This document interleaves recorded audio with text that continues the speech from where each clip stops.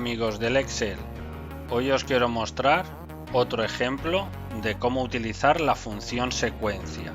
Vamos a realizar el calendario para el 2023. ¿Cómo es?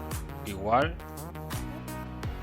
secuencia, paréntesis, filas serán las semanas que tiene el año.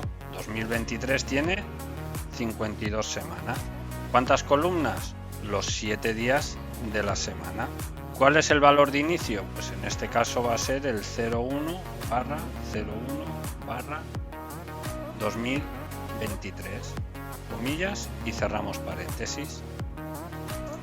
Enter y ya tenemos todo el calendario del 2023.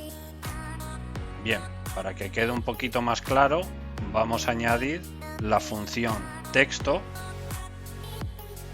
Al principio, el valor va a ser la función secuencia y el formato va a ser 2 dígitos para el día, 3 dígitos para que nos muestre el mes.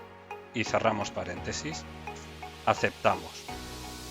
Ya tenemos el calendario del 2023. Bueno, espero se hayan resuelto tus dudas. Si te ha gustado, dale a like, comparte y suscríbete para más vídeos como este.